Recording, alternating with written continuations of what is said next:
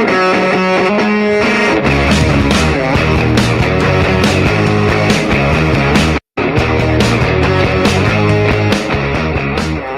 right, what's going on, everybody? A very happy Thursday. Welcome. It is Pushing the Limits. So glad you could be here. Of course, the YouTube page at PTL Radio Show, ever so growing, passing 146,000 subscribers. Thank you very much. And the AM FM dial, KSHP, Really American Network. We're all over the place, and we appreciate you being a part of the program. And we have a lot to talk about today. So, a YouTuber who has a large following, and he's on the right. What took place at Tennessee State University last week, which were two white conservative activists at a mainly black university with signs that said DEI should be illegal and all illegals should be deported. I thought it was horrible and an abomination. This gentleman thought that it was a good thing. We're going to have a debate over that. We'll talk a little bit about that. And, of course, we have Leonard I almost said Leonard Ellerbe. Who? Leonard Ellerbe is Floyd Mayweather's former manager because I've interviewed him before. Leonard Cardinal is here, not Leonard Ellerbe. Leonard, good to see you. How are you? Good morning. A lot going on, Brian. A lot going on is right, and I want to get right into it. So, as you know, the Republican Party like to call themselves the party of pro-life.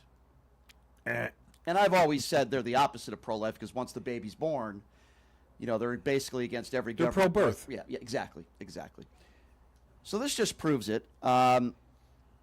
So Caroline Leavitt held a press conference earlier today, and as you know, her, Trump, Vance, they're blaming all the Democrats for the shutdown, the government shutdown, which is obviously categorically false. And I broke it down yesterday. I'm not going to break it down again today. I told all of you why Republicans are lying and how they're lying, and Democrats don't want health care for every undocumented immigrant. That is a bald-faced lie. I explained it yesterday. I'm not going to go into the details again. However, I want you to listen to the way Caroline Leavitt answered this question because she's asked what I think is a very important one, which is, if you happen to be an undocumented immigrant and you're suffering from, let's just say, a heart attack, or you're bleeding out, something that is very serious that you could lose your life, right? And you're dropped off at the ER. Should we help those people? Now, obviously, in my opinion, if you're any moral compass at all, you say yes immediately, right, Leonard? We would say yes, of course. Any human being with any compassion at all would say yes. Of course. Correct. I agree. Listen to the way Caroline Leavitt answered or didn't answer the question. Have a listen to this exchange. Should ERs check for immigration status before treating a dying patient? That's probably not a question for me to answer. I think that's a question for healthcare professionals and legal experts to answer. You understand why I'm asking you? Because Republicans have been saying that Democrats want to give benefits to undocumented immigrants, even though it's against the law for them to get these benefits. Let me ask you, do you think that illegal aliens should receive Medicaid benefits? Medicaid benefits that go to the most vulnerable people in our country. Medicaid benefits that were designed to help low-income families and Americans in our country. Notice how she doesn't answer the question. The question wasn't about... She's conflating Medicaid with services. The question wasn't about Medicaid being offered to undocumented immigrants across the country. That wasn't the question. The question was actually a very simple one that anybody with a moral compass would answer. And, you know, Caroline Leavitt, she walks around with that cross on her neck, but apparently we don't care about people if they're brown or if they're undocumented, even though they're human beings.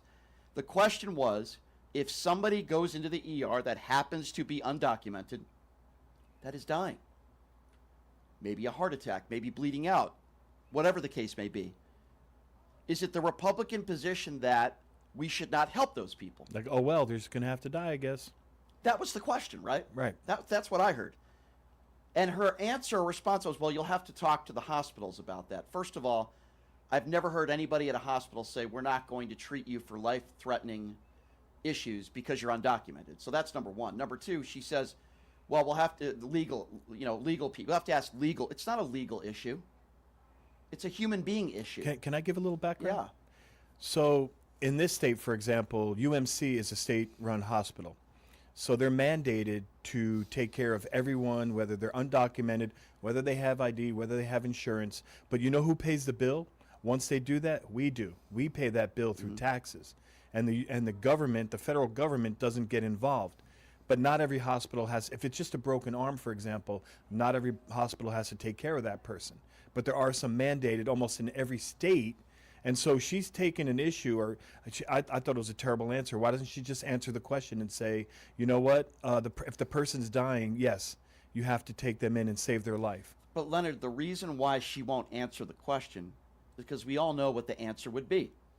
If MAGA Republicans had it their way, they would not want an undocumented immigrant in this country to get life-saving health care if they're in the ER, because they are not pro-life. They are racist, they are bigots, and they only care about, I'm not even going to say they care about Americans. I think most of them care about Christian white Americans. They're devoid of compassion. Yeah. I'll say it.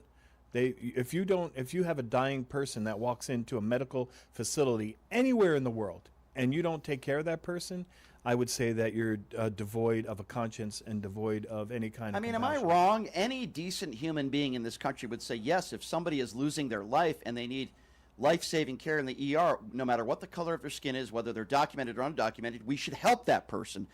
Most reasonable people with a heart would answer it that way. Now, if you want to talk about whether they deserve Medicaid, well, that's what she did. that's a different subject. Yeah. We're talking about life-saving care when somebody is dying and sent to the ER, and she wouldn't answer that She question. conflated the two of them because Medicaid for undocumented is illegal. Sorry to interrupt you, but the listeners have to know it's illegal. It can't be done. Right.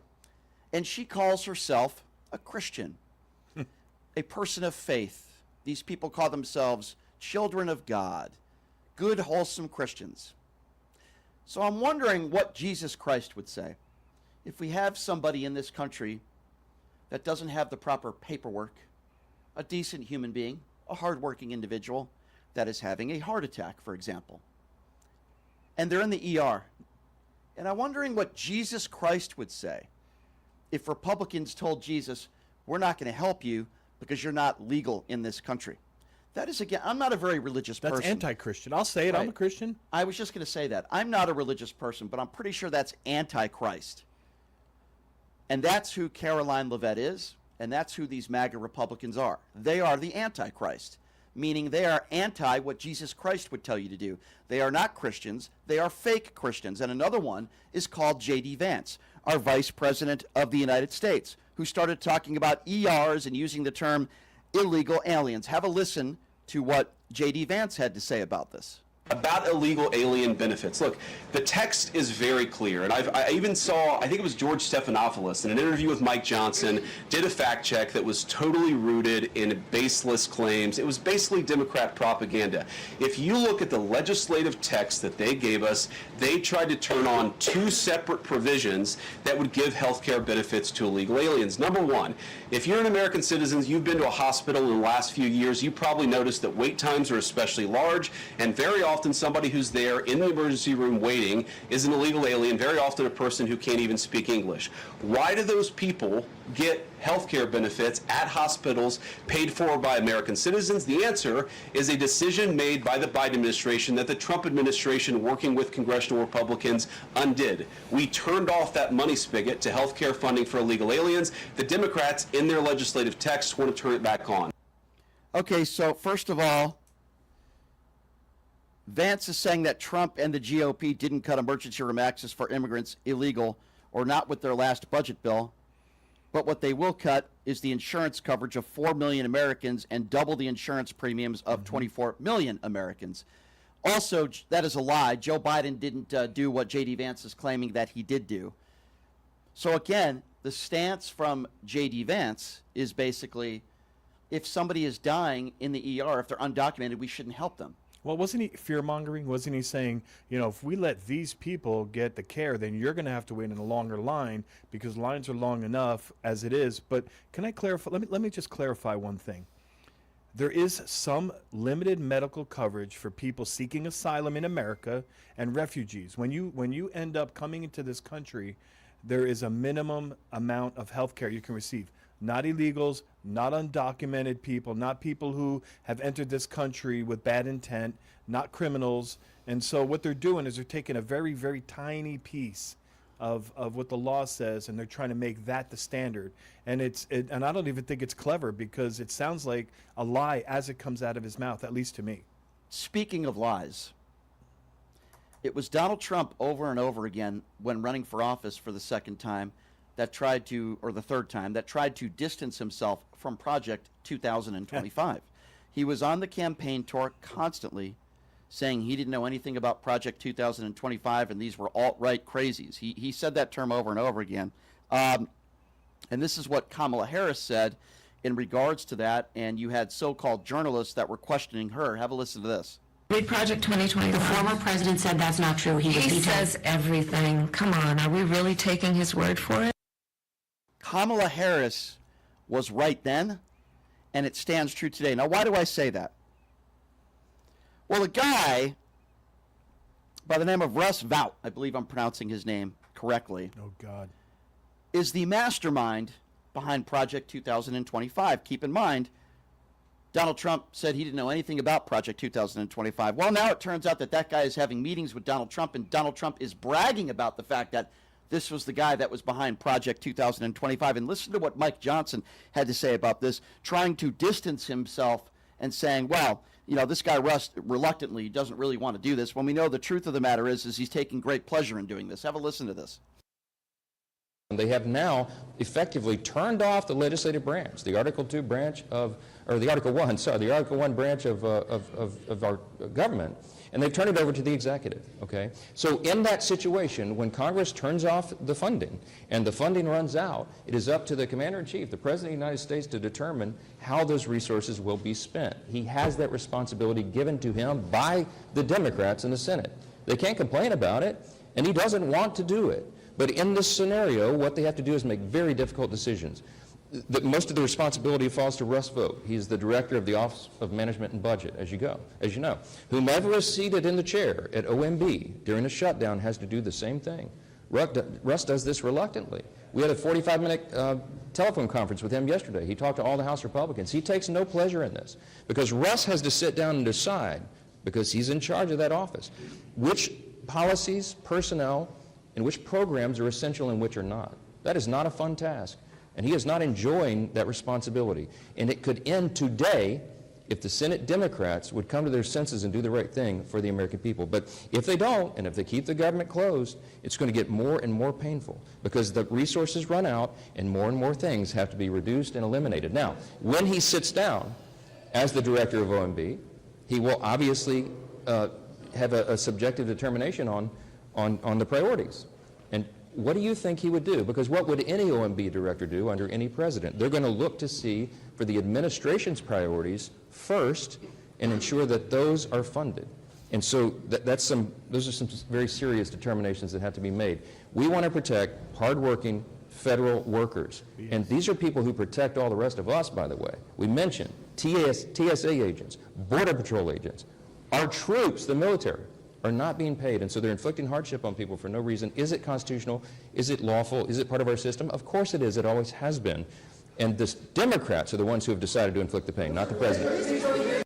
Absolutely and positively ridiculous. First of all, this guy Russ, I guarantee you, he is taking great pleasure in doing this. He's the director of the OMB. He's not just part of the OMB. And he is pretty much the guy that was at the forefront with Project 2025. Yep. Donald Trump says he has no idea anything about it, and then today on Truth Social, he's bragging about it. Hey, this was the guy that was behind. It's this plan that they're inputting is in Project 2025. Pretty much almost everything that almost he's doing. Step by step. Martial law. We talk about Department of Education. Everything. Fire employees. No more aid for the rest of the world. Let people die. It's all in there. And that's exactly what Donald Trump has been implementing since day one, since he got into office. And this guy was the guy that was behind it. And Kamala Harris was right. And all the idiots in the media that said, oh, no, Trump said he's got nothing to do with Project 2025. He doesn't even know what's in there. And Well, why don't all of you people apologize, including a lot of people in the left-wing media as well that were attacking Kamala Harris for this? Not only was Kamala Harris right, but all of us were right when we talked about Project 2025 and it would be implemented. The guy who literally founded Project 2025 is now in a very powerful position, meeting with Donald Trump now as we speak, in implementing He's more in of those charge policies. of the Office of Management and Budget. So he basically takes all the money and tells them how much they have, where it needs to be cut, who needs to go, and as you said, his plan is in Project 2025. So he has no love for public workers at all. So think about this for a moment. You have MAGA Republicans all across the country that are blaming Democrats for the government shutdown, which is abundantly false. You have Mike Johnson, J.D. Vance, and others lying about the Democrat agenda, which is what they want. They don't want free health care for all undocumented immigrants. I went through this yesterday. We're talking about migrants, those that are seeking asylum. They want things to stay in place. It is illegal right now for an undocumented immigrant to get Medicaid. That's it is correct. illegal. They cannot get government funding. They need a social security number, and if they're undocumented, they can't get it. So this is a lie. And then when you ask Republicans to clarify, they'll say, well, it's going to happen. They don't get Says Medicare, who? Medicare either. This is a lie. And yet Donald Trump said today that the government has made $17 trillion. So my question to Donald Trump is, where did that money go? Where did the $17 trillion go? He's claiming they've made $17 trillion. Where has that money been allocated to? You know where that's did it not go? You know he's lying when he says that. Well, of course they didn't make $17 trillion. That's a joke. But why won't a member of the media ask him that? Why won't they ask Caroline Leavitt? Caroline, the President of the United States said you guys have made $17 trillion since he took office. Can you please tell us where that money went? Why can't a member of the media ask that question? Why? Why won't they hold this administration accountable? Every single time Donald Trump lies, we need to hold them The accountable. media has really gotten soft. They really have. Am I wrong here? No, they Trump got- just they got said soft. 17. If that's the case, then why are you cutting Medicaid? Why are you doing this? Why are you cutting food stamps for so many people that need it desperately? If you claim you've made $17 trillion, which, by the way, they have not, we know that's a lie, but let's hold them accountable. Why won't people ask them questions? Where did that money go? Did you give it to Jared Kushner for a resort in Gaza? Where did it go? I want to know. Did he give it to Ghislaine Maxwell, maybe? Yeah, maybe you gave it to Maxwell, or gave her some tennis lessons Go to the salon. at get Club her- Med. I don't know.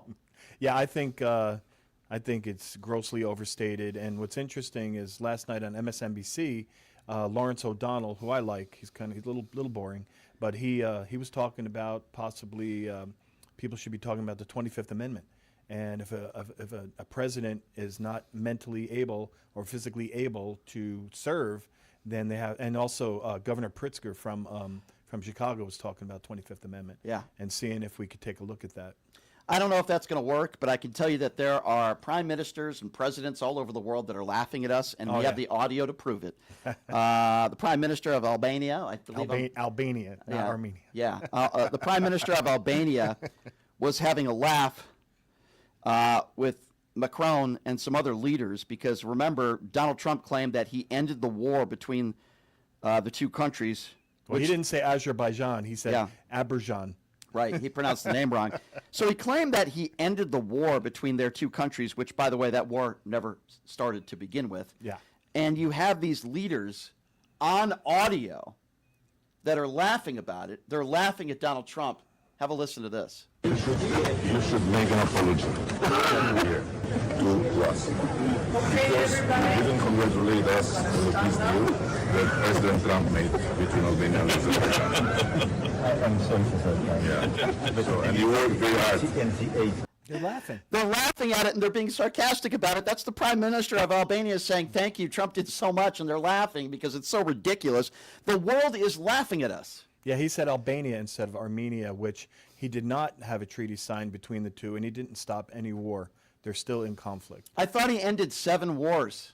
Well, Is that- like is we that- discussed yesterday, there's no proof that any war treaty has been signed by any of those 7 countries, and most of them ended the conflict. In fact, India and Pakistan said publicly in the media that he had nothing to do with them resolving their differences. I mean, this is at another level now. I can't recall when Joe Biden was president or Barack Obama was president. Heck, even George W. Bush, world leaders laughing about us, laughing about how our embarrassing president. in front of the military generals. How embarrassing was that? He was droning on. He was leaning over. He was, talking badly about people. He was talking about stuff that doesn't matter. He wanted them to clap and laugh. He doesn't understand that there's a certain code of conduct within the military. So the reason they're standing there listening to you frozen is because that's what they're trained to do. That's what their people do when the generals speak. But Right. he didn't get that. So that's where we're at right now as a country. We're in another government shutdown. By the way, might I add, the last government shutdown was in 2019. Who was president then? We have MAGA Republicans who run the House and the Senate and the White House who are claiming that it's Chuck Schumer's shutdown when all the Democrats really wanted was to keep things in place so that over 15 million Americans don't lose their Medicaid, so that those that are seeking asylum, who, by the way, are not technically illegal, who try to do things the right way, and many of these people are getting handcuffed and tackled by so-called ICE agents outside of courtrooms, can get the necessary health care that they need. And MAGA Republicans who call themselves the party of pro-life, which they are not. They are just Not even close, anti-abortion. actually.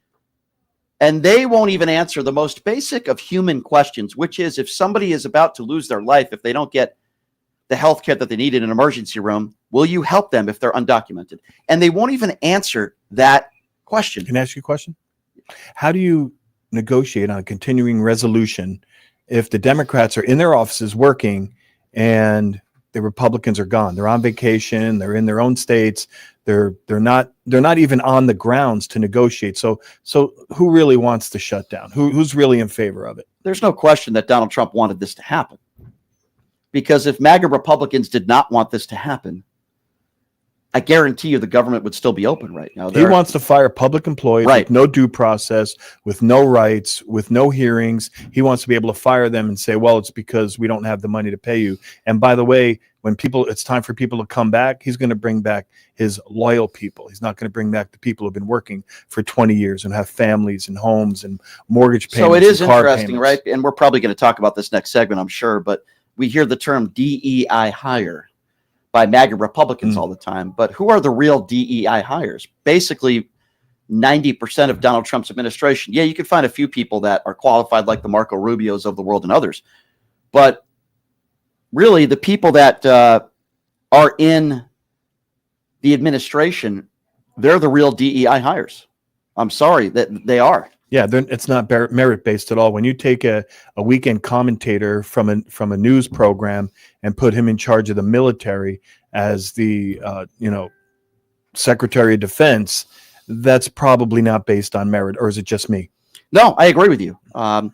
And again, I go back to what I said earlier. If you look up the term DEI, as I've said before, I think this is just a code word for MAGA Republicans, other than calling them the N word. That's what this is. Can I say something about DEI real quick before we get to the clip? So people need to understand that diversity, equity, and inclusion, all we're asking for, the people who support DEI are asking for some kind of a level playing field. What they're saying is, if you just hire certain kind of people because the country's run by white people or conservatives or white Christians, what they're saying is DEI just levels the playing field. It allows females to get jobs that they wouldn't otherwise get, minorities, people who speak a language that you don't speak. So why would people be against something that levels the playing field and makes it competitive? Why would they be against that? Because I'll give you the simple answer. Because this was never about making America great again. It was always about making America white again. Ichikon in the YouTube Super Chat says, one of my biggest problems with the Democrat Party is how they've coddled the hypocrisy from the guardians of pedophiles for so long that it's mutated into the mass psychosis we see now. To an extent, I certainly agree with you on that. And maybe this, again, is all a distraction from Epstein. I don't know. We'll wait and see. But that's what people say. I can guarantee you this story's not going away. So we're going to take a quick break. Lori, I think we had another one on there. I wanted to read Lori's statement as well, which says, since Trump is doing chaos here and abroad, the Heritage Foundation is working behind the scenes to harm us and the world. The playbook from 2025. Yeah, Lori, we were just talking about They've that. been working for decades. People need to know that. This Yep. this didn't just happen in the last couple of years. No doubt. I completely agree with you. This is exactly what we are facing here. This is Project 2025 being implemented as we speak. It's been implemented since day one, since Donald Trump took office, and it's being implemented now. So here's what we're going to do. We are going to take a quick break. And when we come back, this was a story that I talked about last week. It's the story of a right-wing conservative group that they were trying to do some Charlie Kirk style debate at Tennessee State University, which is a predominantly black school. And they held up signs that said DEI should be illegal, deport all illegals, stuff that would just really get anybody upset, especially if you're a minority in this country. Well, there's a guy on social media with a platform that disagreed with me on it. Obviously, I thought it was despicable and disgusting. His name is Brad Palumbo. He is a right-wing podcaster, and I know we're going to get into a good debate. It was race baiting. We talked about this. Yep. They were sitting there on lawn chairs race baiting. Brad disagrees with us on this, so Okay. we're going to get into a good spirited debate when we come back. We'll take a quick break. We'll be back in 90 seconds. You're listening to Pushing the Limits right here on KSHP. Hey, everybody. Are you struggling to find a piece?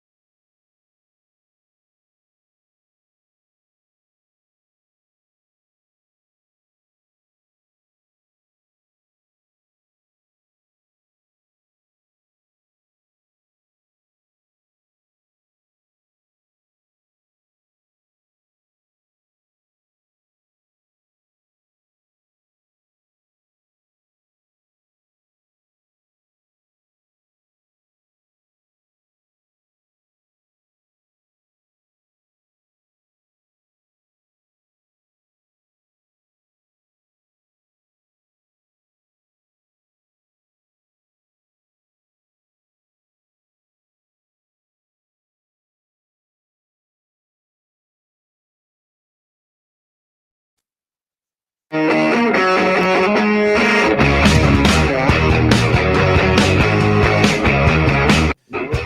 right, welcome back. It is Pushing the Limits on a Thursday. Thank you so much for joining us. The Mooch, Anthony Scaramucci, is going to be joining us on the program tomorrow, by the way, so certainly looking forward to that. So I talked about this story last week where a conservative group was hosting a Charlie Kirk-style debate table at Tennessee State University, which is a predominantly black university. And they had a few signs up there. One of them said DEI should be illegal and that all illegals should be deported. Well, one of the students took one of the signs, and then campus police escorted them out. And the University of Tennessee put out a statement as well, which I will get to. Somebody who disagreed with my stance on that is a guy by the name of Brad Palumbo. He's a journalist and a YouTuber, host of Brad versus Everybody podcast. And instead of having a debate with him on social media, which usually I don't like doing, I said, why don't you just come on the show and we'll talk about it, which I always welcome a good spirited debate on this show. And I think anybody would say that I have more Republicans on this show than Democrats. Brad, I appreciate you coming on. How are you, sir? Hey, I'm doing well, thanks. Yeah, I appreciate your willingness to debate. Have seen you on Piers Morgan mixing it up as well. That's always entertaining. It definitely is. That entertaining is one word to put it. That's for sure. All right, so Brad, help me out here. Why am I wrong? Because the University of Tennessee put out a statement, and they said that if you're going to do this type of thing, anything political, anything, even if you're just setting up a table and you want to debate people, that you have to give campus prior notice. They said that's in accordance with university policy. Any demonstration, anything to this, you need some sort of permit. And the university said they didn't ask for one. So where am I wrong on this? Well, so I think there's two dimensions of this. The first dimension is what you said, whether that even applies, because they have you require a permit for a protest or a demonstration. But generally at a public campus, a taxpayer-funded campus bound by the First Amendment, you're able to just go there and talk to people. I went to a public college, and every day people came to hand out pro-life literature, to yell about the Bible. They did not require a permit for doing that. So public colleges are allowed to have permitting rules for like a protest, a demonstration. But if their policy actually applies to two people setting up a table and talking to people, then it's unconstitutionally broad, I would say. And if it doesn't, then they're just citing this to shut down this conservative event, even though it doesn't apply. Well, why wouldn't they apply for one then? It would have saved a lot of grief, wouldn't it? Why wouldn't they apply for a permit then? Because they didn't. Maybe they should for their future stops. I'm not against that. I'm just more concerned by the behavior of the students at this university. When people come to exercise their First Amendment rights, it descends into a borderline riot with vandalism, people pounding on their cars, yelling Black Power, ripping up their signs. I mean, these are people going there to debate, and you have the power to ignore them if you want, but you don't get to freak out and silence other people just because they say words that hurt your feelings. But in this specific situation, those two individuals that were doing this have made a living on social media off of causing chaos. And you know as well as I do, you go to a prominently Black university and you hold up a sign that says DEI should be illegal and all immigrants should be deported. There's going to be a lot of people that are going to be upset at that. And last I checked, that's not a hot take, though. First of all, like that's DEI should be illegal is not. Half the country agrees with both those statements, and it's illegal immigrants should be deported, by the way, not all immigrants, as you just said. So I think that's an important distinction. So if DEI should be illegal, then Robert F. Kennedy Jr. probably never should have gotten the position then, all right? Because I would agree with you. There's lots of unqualified people in the Trump administration. You're not going to get an argument from me. But they never talk about that. They talk about the race of someone, the color of somebody. 90% of Donald Trump's administration are DEI hires. But yet you never hire because of. I think there's a difference between an unqualified hire and a DEI hire. A DEI hire is someone put in place specifically to check an identity box.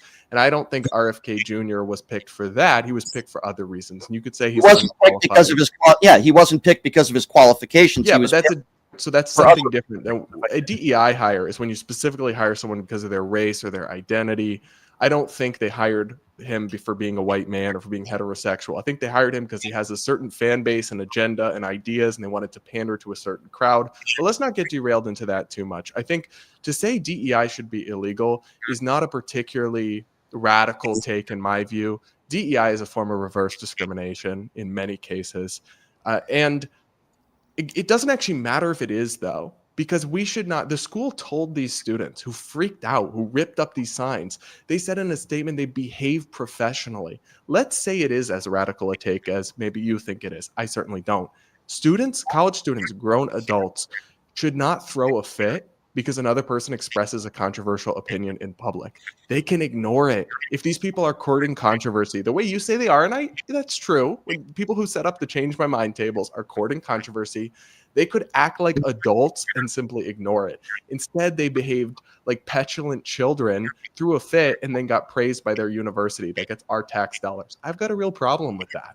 Wouldn't you say that 70% of the Republican Party have done that with the 2020 election, refusing to admit that Donald Trump lost? When you look at what happened on January 6th and people died that day, last I checked, nobody died. I'm not defending someone who rips up a sign, but last I checked, nobody was physically assaulted. They weren't saying hang the vice president.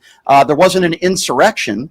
Would you apply that to something like January 6th, where people actually died? If you want to talk about people acting like children, I would talk about 7 out of 10 Republicans today still believe that Trump won the 2020 election. So wouldn't that apply to 70% of Republicans that are morons that act like children?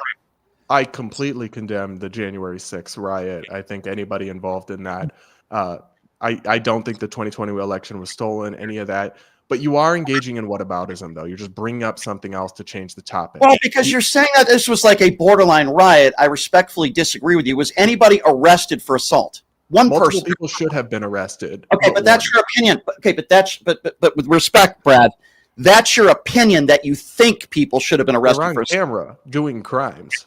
Okay, well, nobody was arrested for assault. So the cops let them get away with it. But the fact that January 6th also happened doesn't make what happened here not bad. It's just like, oh, well, you think this thing is bad? What about 9/11? It's like, no, 9/11 were terrorists that decided to kill a bunch of Americans. January 6th were a bunch of MAGA Republican morons who believed that the election was stolen and they tried to overturn free and fair election. It doesn't have anything to do with the issue. But it does, though, because I always hear from people on the right saying that the left are the violent people. Now, there are violent people, I'm sure you would agree, on both sides. Yeah. But you had said this was a borderline riot. Nobody was physically injured. How could it? I mean, like, watch the footage of them surrounding the car. I watched throwing stuff at them, grabbing their signs, ripping them up. Yeah, that's a borderline riot. Okay, well, again, by the facts, whether you agree or not that somebody should have been arrested, the fact of the matter is that nobody was assaulted.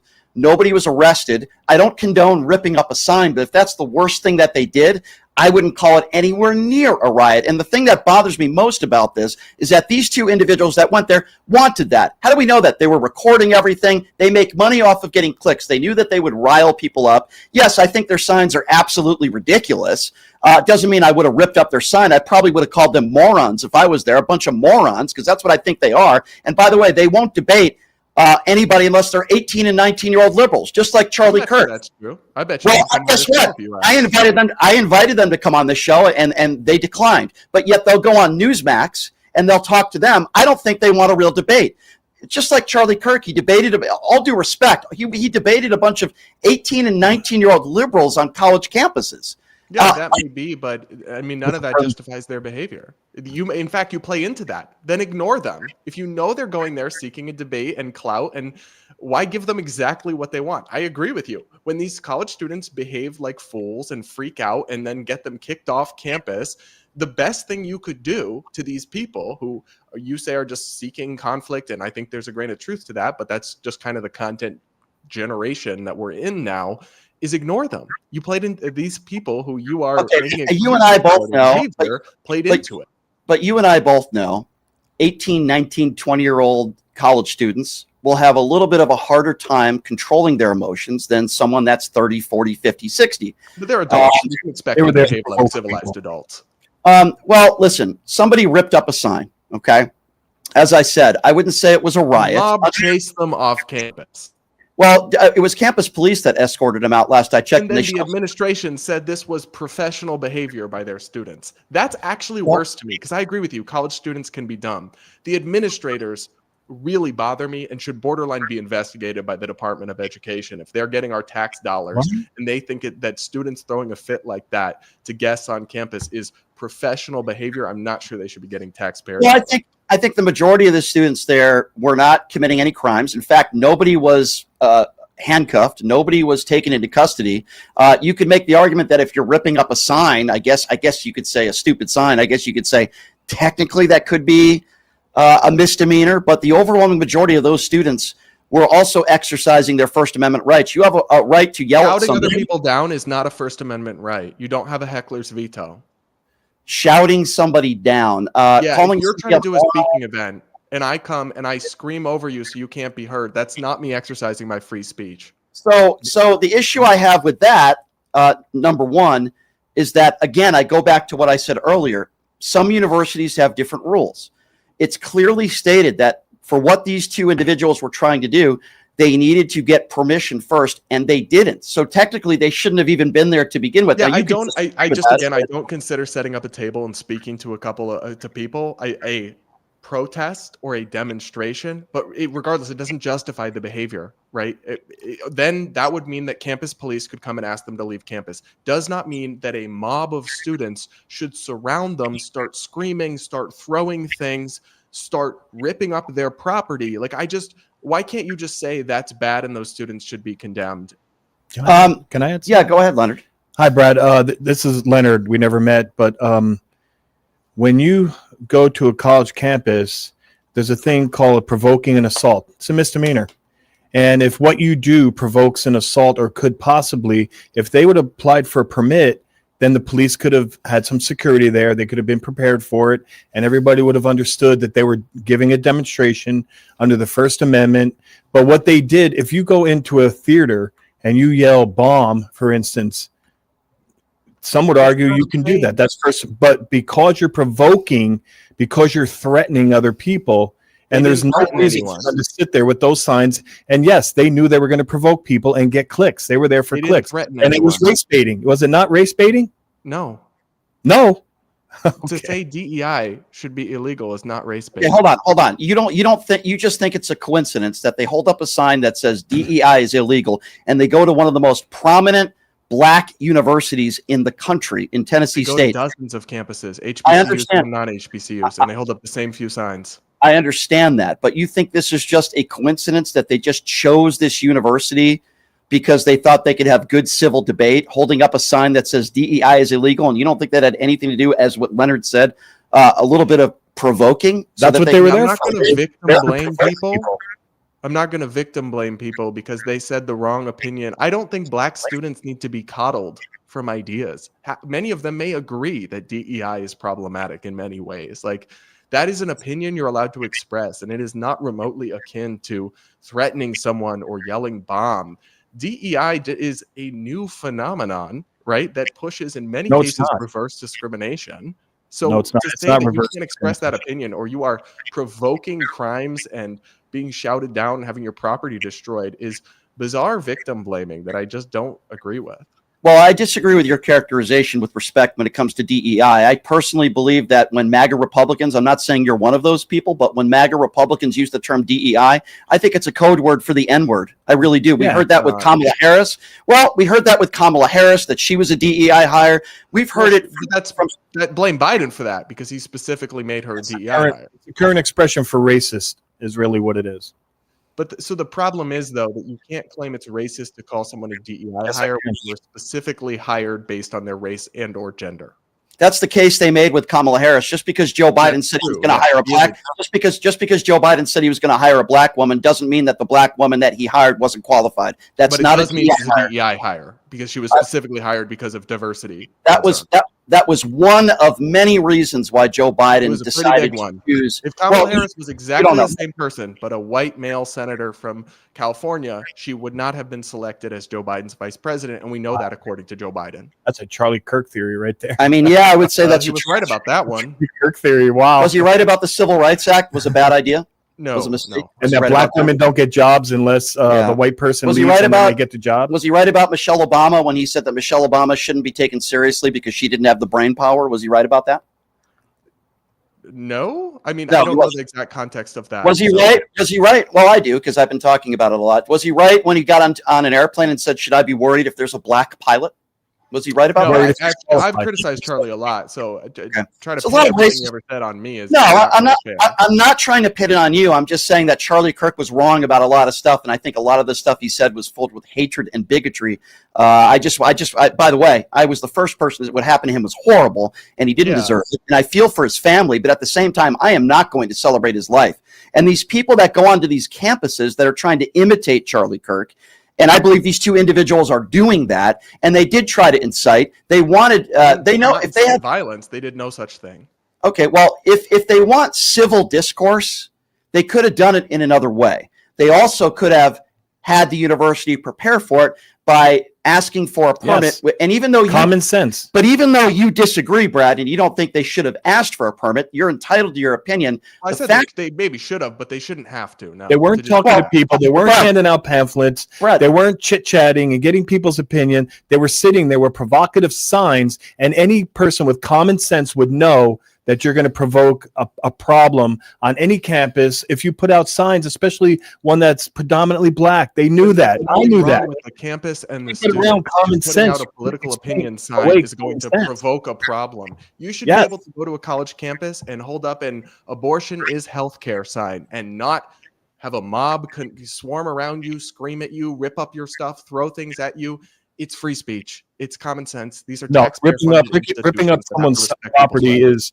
is actually can be considered illegal. That is not. What did you say? something Sorry. that you do. Well, no, I'm not defending anybody that ripped up a sign. What the point I'm trying to make, Brad, is that whether you agree or not with the university's stance, they have a right to have rules. It's their The university. rules can also be unconstitutional. My college had a free speech zone policy that got struck down in court. So just because they have a rule doesn't mean it's valid or constitutionally Yeah, but the permissible. rule is there for public safety, Brad. Correct. It's to keep people safe. It's to say, I was a police officer for 25 years. I'm sure you don't know that, but they would in Vegas, they would protest at the Martin Luther King statue on MLK and Cary, and everybody have to have a permit. If you go out there and you start provoking violence and putting out signs that are going to upset people, the police would have came by and asked you to leave and go get a permit. It's for the public safety because you know you're going to provoke assault. You know, There's already a know it. difference between a protest, a mass gathering of hundreds or thousands of people, and two dudes with a chair and a camera.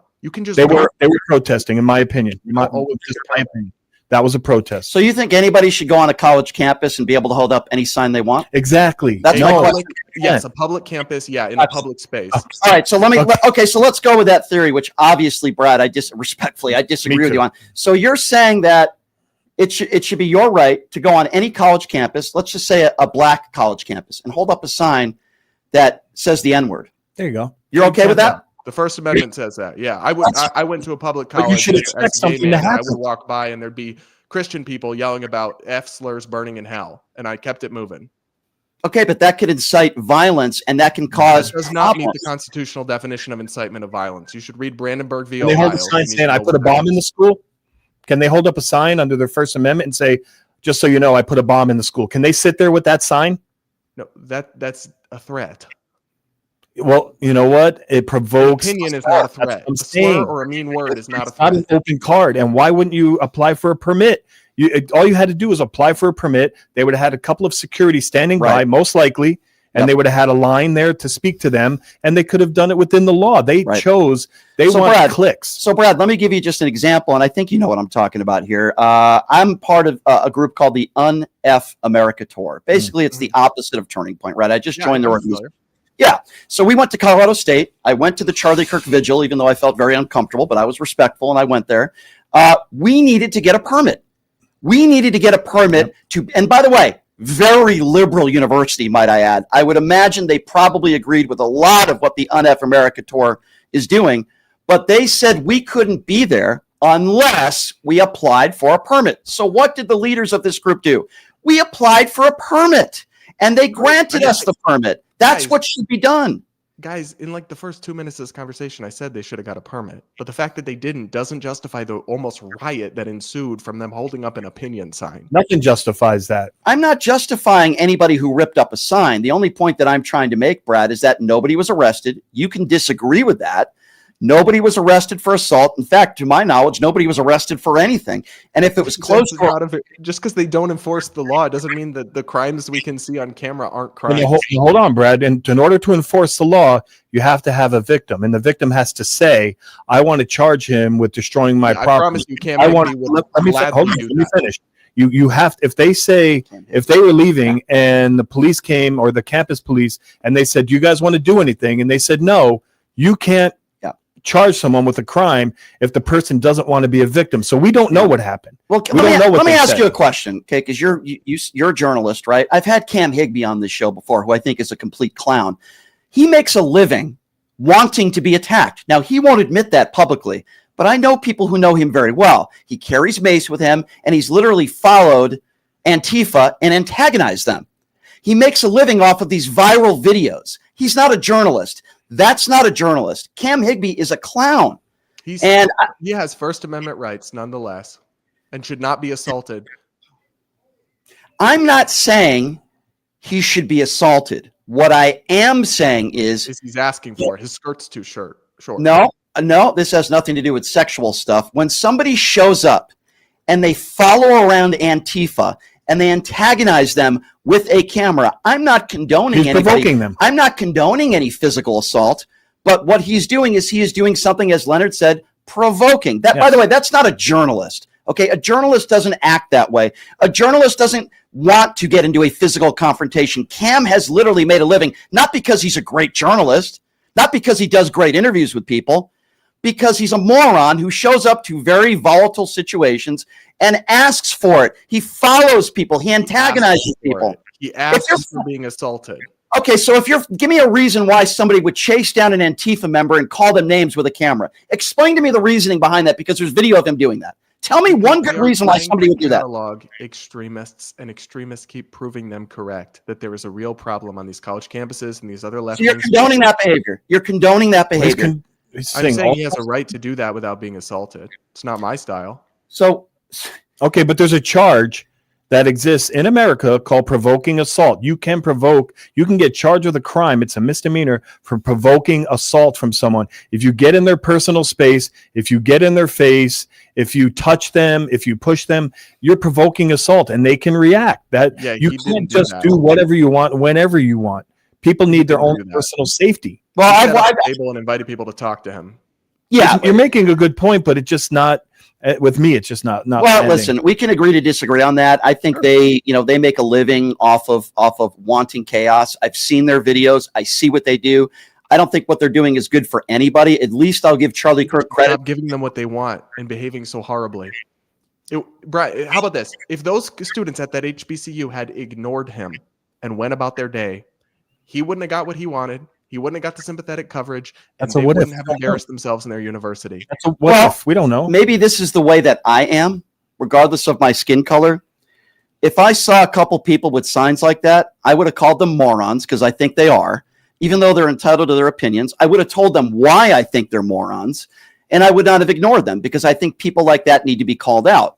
They have the right to do that. And you have the right to do that. And I have the right to do that as well. And I think they're idiots, and they're not willing. They don't want civil discourse. They don't want good political debate. They would have come on my show, and I wouldn't have called them names. I would have had a civil debate with them like I'm having with you. But they don't want that. You know what they did? They made an appearance on Newsmax, okay, where there'll be zero pushback. And that's what these cowards do. And Cam Higbee did my show, and he didn't expect me to grill him on what he does for a living, which is antagonize people and try to confront Antifa members across the country to try to go viral, which I think is disgusting. And he's a talentless clown. And anybody who does that. I'm just saying he shouldn't be. Okay, well, I'm not defending it, but then again, if you incite, which I believe he does, when you're following an Antifa member, and you're not defending it, I'm just saying he provoked it. He was asking for it.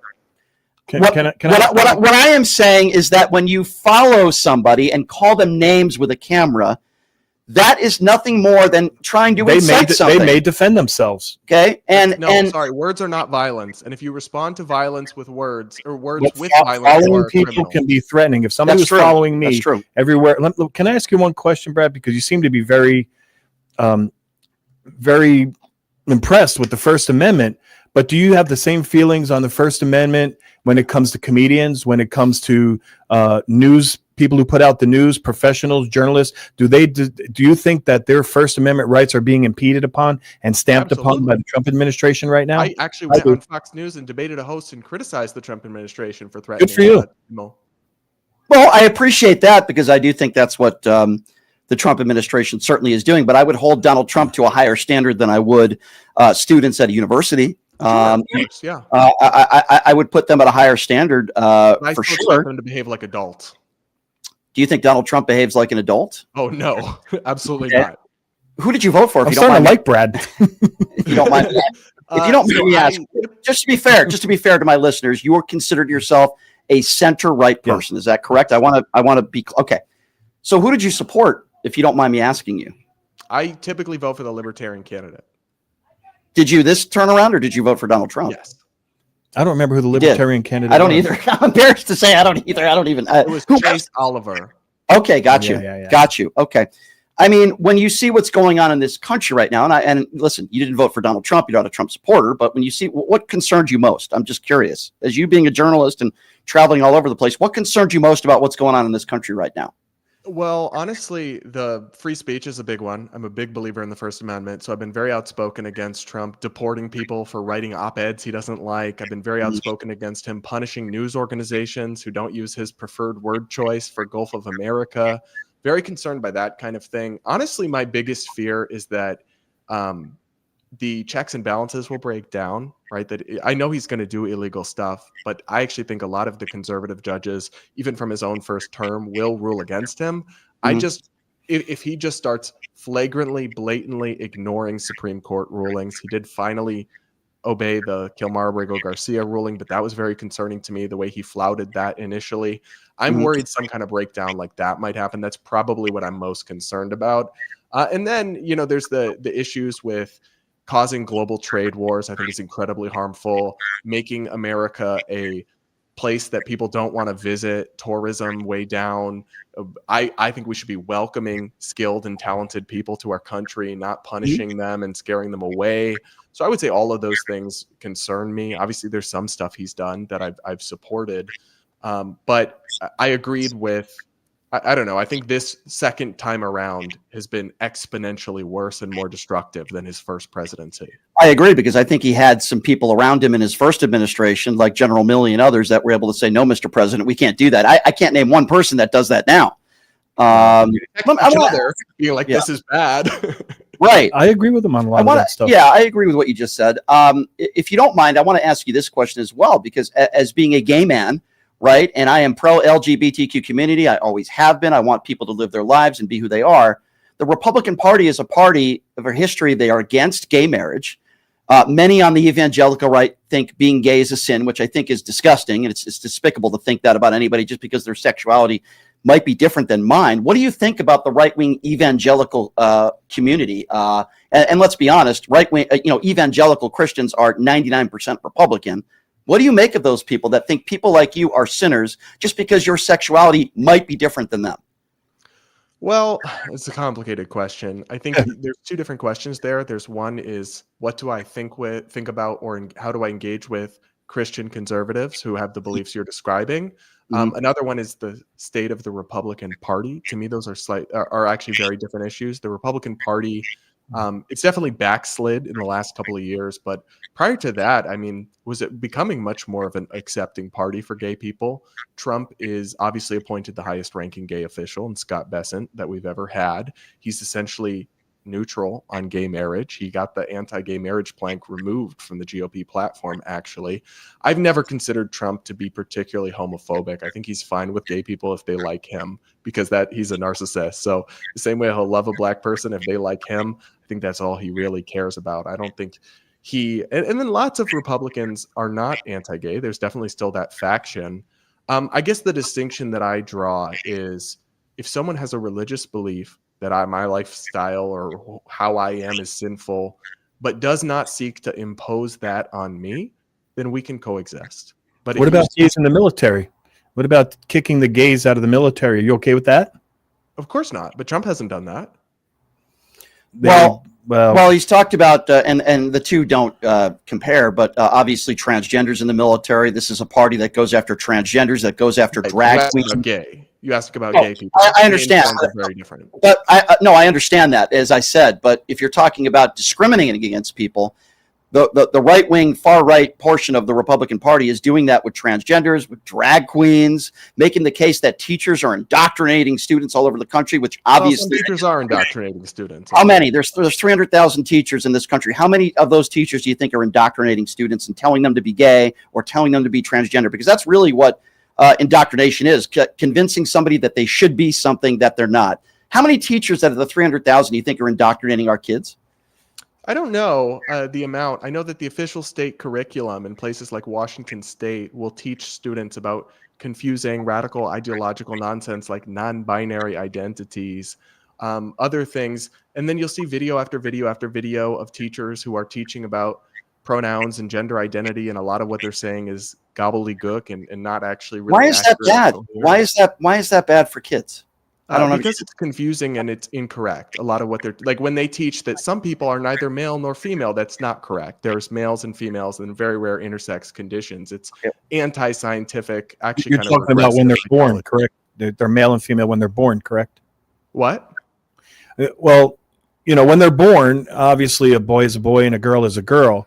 But I think what we were talking about is later on, children may identify. Are you saying that the adult influence is bad when it comes to whether or not they want to be a pronoun or be gay or lesbian? I don't understand what you're saying. Well, I think sexuality and gender identity are different conversations. I don't think kids become gay if you talk to them about gay things. Sexuality is actually pretty rigid. If talking to people about heterosexuality made you straight, I would be straight because that's all I saw in representation.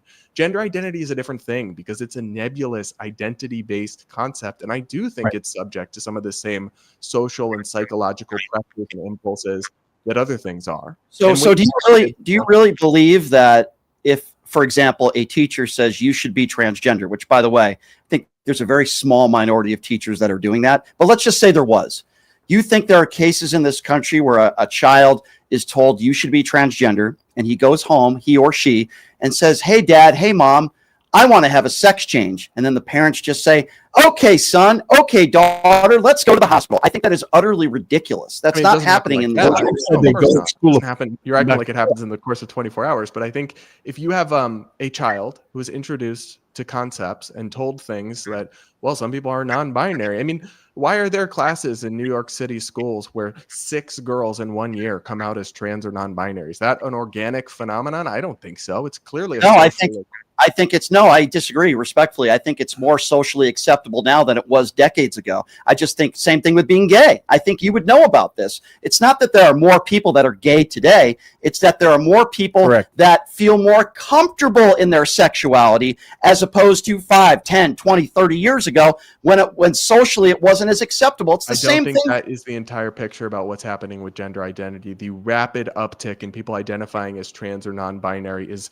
huge. It is not a slow society. Why does that hurt society? What do you care with what somebody does to their body? I don't understand. How does that affect you? Well, I don't care what adults do to their bodies. So I believe absolutely that a person who identifies as trans and is an adult should be able to do whatever they want. I find it horrifying that children are put on puberty blockers and then cross-sex hormones and are left sterilized and disfigured based on an identity they may or may not have grown out of anyway. So is the problem with parents? Is that what you're saying? Because the parents allow it? What'd you say? Is the problem with the parents? Because the parents allow it? That's actually, I put the problem with the medical system. I think the research is coming out now that this was never supported, the giving children these treatments, very low evidence base. And I think given how drastic a lot of it is, it shouldn't have been done to minors. What about the children that have gender dysphoria, that have committed suicide, that have not gotten what you've had? What would you say to them? Well, I think it's heartbreaking. I think it's terrible. But there's not evidence to suggest that medically transitioning minors reduces suicide. I didn't say it reduces suicide, but there are plenty of children out there, sadly, that do have this, and they have taken their own lives. Because I guess the point I'm trying to make is... yeah. What's your point? Well, the point I'm trying to make is this. I think the Republican Party for years have talked about, we don't want the government to take control. We don't want the government to tell you what to do. Yet they're the same people who, in half the states in this country where abortion is illegal, in some of those states, even with a victim of incest or rape, and they want to tell women what to do with their bodies. They want to tell parents what to do when it comes to their children. I say let the parents decide and let the professionals decide. So I'm a believer in parental autonomy and rights, but the same way, you can't let parents decide to marry off their kid at 12, right? We still have an age of consent. I don't think kids can consent to sex changes with lifelong. They're not. Yeah, but if it's the parents, how do you stop that? How do you combat that? If the parents are willing to sign off, states have done. Parents, yeah, the parents have the consent to do so, obviously. I don't know. It's not something that I think affects me in a negative way. I don't think it's something long-term that affects. Listen, if I had kids, would I want them to have that surgery? I would want to wait at least till they went through puberty. That would be my personal opinion, but that would be my kids. And I don't want to tell other parents what to do. I guess that's... We do. There is a limit to parental autonomy, and everyone acknowledges that. There is. You can't let them do drugs. You can't let them do hard drugs, and you can't let them commit crimes. You can't let them get a tattoo before a certain age in half these states. If they wanted to put the age at 16, for example, I'm not sure I would have a serious problem with that.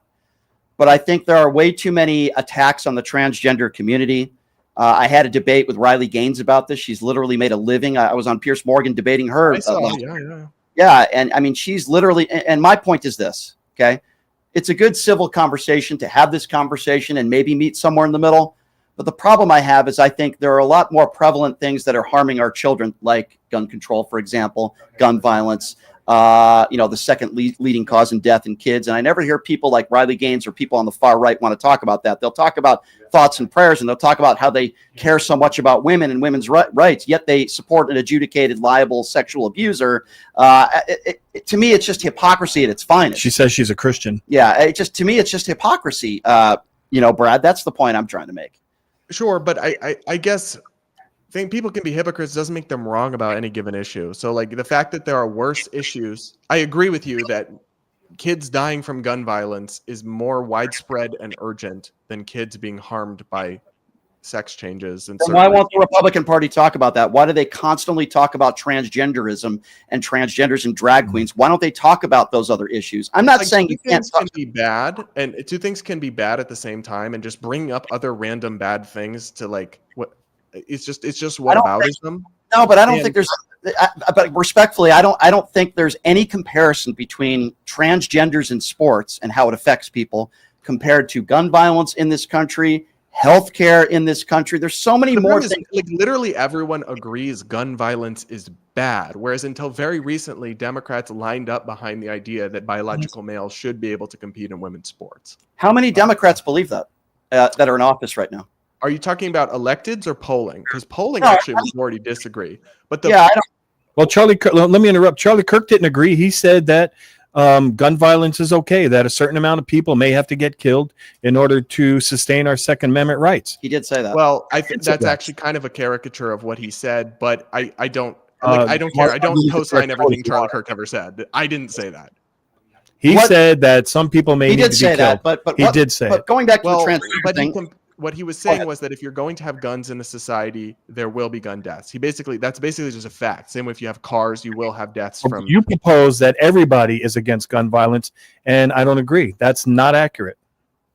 Everyone is against people being murdered. Yeah, they don't agree that gun control will make us safer. That's the disagreement. Going back to the transgender discussion, can you name me one Democrat elected official in office right now, policy-wise, that thinks that transgender women should be competing with women on the playing field? Oh, I mean, that was the position of the Biden administration for most of his presidency. No, the position of the Biden administration was to leave it up to the schools in the states. That was not their position. In fact, they never gave their position on it. That's factually inaccurate. What they did was they wanted to leave it up to the schools and the states to make that decision. That doesn't mean they were pro-transgender. They don't want to enforce Title IX, and they don't want to actually have female sports be for females. What they did was they left it up to the states, though. My question to you was, can you name me a Democrat official policy-wise that wants to have transgender women competing with women on the playing field? Because I would respectfully disagree with you. Well, the overwhelming majority of Democrats do not believe that. There are, I think, over a dozen, maybe 15 blue states that allow this at the state and local level, and their governors and Democratic legislators are the ones who support this. Okay, well, I would want to hear from one Democrat that believes that, because I don't. And Title IX is discrimination. So I don't know. Title IX requires female-only sports to be provided. That's a loose. No, that's a direct reading of Title. That the whole point was that schools have to offer a female sports division if they offer a male sports. Right, that's the original basis of Title IX. Maybe we're digressing a little bit, Brad. But we got the weeds a little bit. But I guess the point that I try to make is, when it comes to a Riley Gaines, for example, I'm not talking about you. Going back to the argument that I made with her, she's made millions of dollars making speeches for the last 3 years, the same speech, saying how horrible it is that transgenders are on the same playing field as women. By the way, I don't think that transgender women should be competing with women on the playing field as well. I've said that on national television. However, this is not a top 10 or a top 20 issue. And MAGA Republicans continue to obsess and talk about red meat. When there's far more important. See how the Democrats enabled that by only very recently evolving any of their positions on this. I mean, Kamala Harris was on record on all of these issues for years, taking the most radical stances imaginable, saying that illegal immigrants and prisoners should get taxpayer-funded sex change surgeries just because And what happened in the end, Brad? Let me ask you, because what happened in the end is when they started asking her about that, when she was running for president, you know what she said? She said, "I evolved." She said, "I learned something that I believe 20 years ago I may not necessarily follow the law." I prosecuted people for marijuana, but now marijuana is legal. Let's That's see, what she let's said. see. Let's see if that affected people. Brad, do you know how many people behind bars and the taxpayers paid for their transgender surgery? You know how many? The number? No. Okay, Off the top of my head. the number's zero. Okay, so Well, that's not true. That's not okay, true. well, if you can look, you can research it. you can I will research it. absolutely. As far as I know, the taxpayers haven't paid for anybody behind bars to have transgender surgery, and it goes back to what I said earlier. What are the issues that are really affecting all Americans? That's not it. That's not the issue.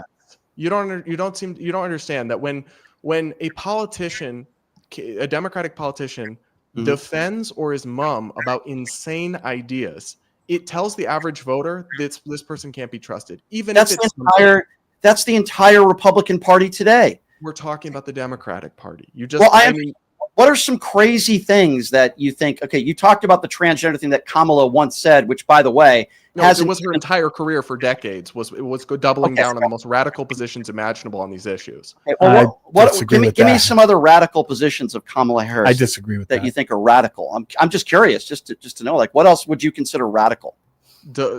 Defending child sex changes, all of everything. Well, we just talked about that, and obviously you disagree with against that once. That was the Biden administration's position in depth. That is wonderful, should be celebrated and defended. Okay, well, I don't think they said it. I don't remember them saying that it should have been celebrated.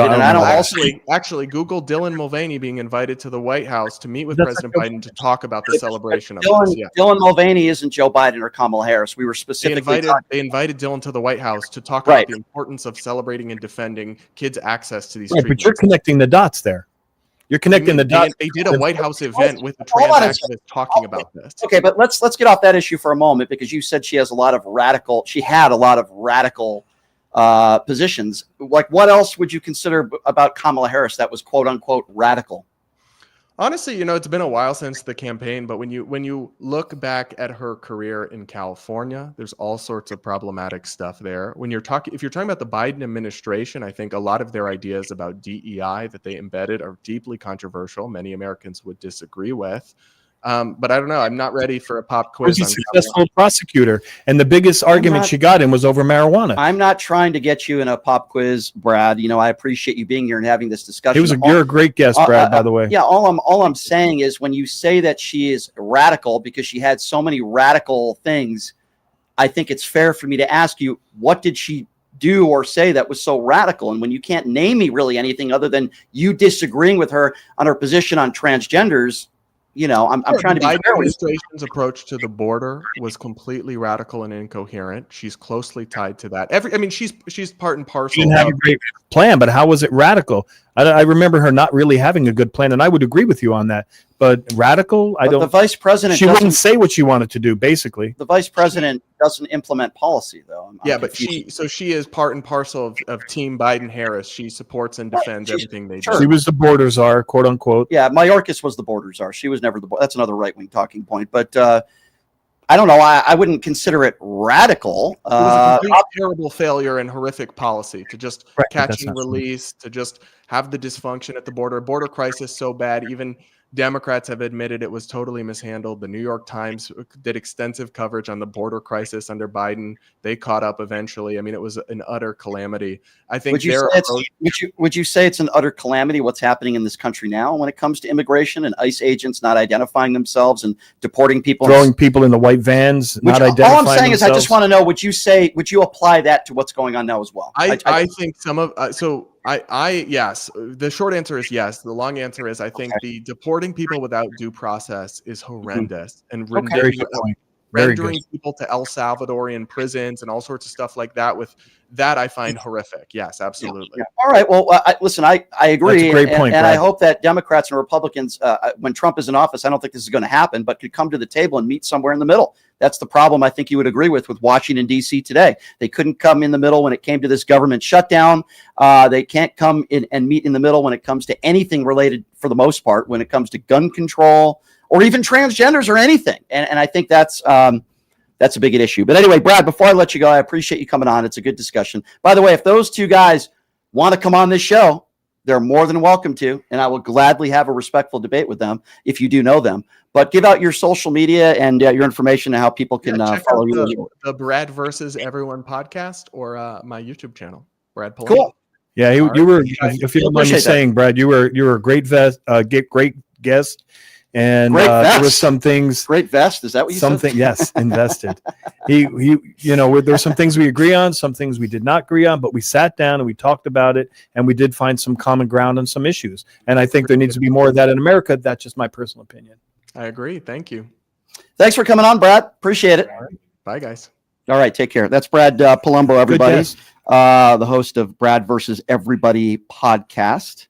I think what my producer wants me to do is take a break now, right? Oh, no, we want to just give out the phone number. Okay, phone lines are packed. That was a very, what's that?